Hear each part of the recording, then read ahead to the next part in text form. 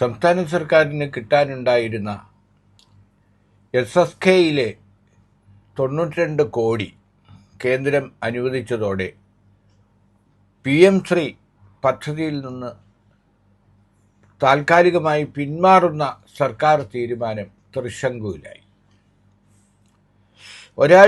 രണ്ടാഴ്ച മുമ്പാണ് മന്ത്രിസഭയെ മുൾമുനയിൽ നിർത്തിയ അഭിപ്രായ ഭിന്നത രണ്ടാമത്തെ കക്ഷിയായ CPIയുമായി ഉടലെടുത്തത്. മന്ത്രിസഭാ യോഗം പോലും CPI ബഹിഷ്കരിക്കുമെന്ന അന്തരീക്ഷം വരികയും അതിനൊടുവിൽ മുഖ്യമന്ത്രി തന്നെ നേരിട്ട് ചർച്ച നടത്തുകയും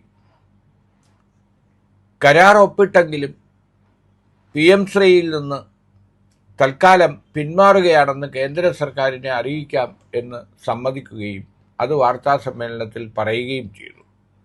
തുടർന്ന് CPM സംസ്ഥാന സെക്രട്ടറി ഗോവിന്ദൻ പാർട്ടിയിലും ഇടതുമുന്നണിയിലും ആലോചിക്കാതെ, മന്ത്രിസഭയിലും ആലോചിക്കാതെ കരാർ ഒപ്പിട്ടത് തെറ്റായിപ്പോയി, വീഴ്ച പറ്റി എന്ന് തുറന്ന് സമ്മതിക്കുകയും ചെയ്തു. ഇതെല്ലാം സംഭവിച്ച് ഏതാണ്ട് ഒരാഴ്ച പിന്നിടുന്നു.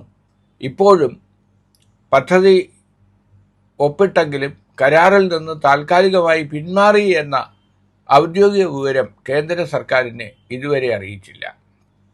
ഈ ഘട്ടത്തിലാണ് സുപ്രീം കോടതിയിൽ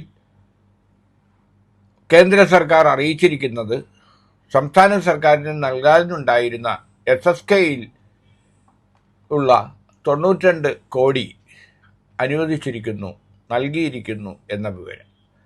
അപ്പോൾ പണം കിട്ടിയാൽ ഏത് പദ്ധതിയും BJP സർക്കാർ കൊണ്ടുവന്ന വിദ്യാഭ്യാസ നയത്തിൽ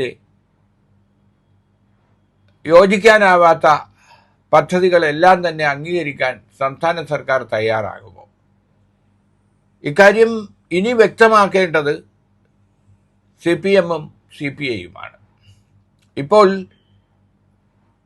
ഒപ്പിട്ട കരാറിൽ നിന്ന് പിന്മാറാനുള്ള തീരുമാനം മുഖ്യമന്ത്രി കണ്ട ശേഷം, അദ്ദേഹം തന്നെ പ്രഖ്യാപിച്ച തീരുമാനമാണ്, ആ ഫയൽ അദ്ദേഹം കണ്ട ശേഷം വിദ്യാഭ്യാസ സെക്രട്ടറി വാസുകിയുടെ ഓഫീസിലെത്തുകയും ആ ഓഫീസിൽ നിന്ന് അഡ്വക്കേറ്റ് ജനറലിൻ്റെ നിയമോപദേശത്തിന് വേണ്ടി അയച്ചിരിക്കുകയുമാണ്.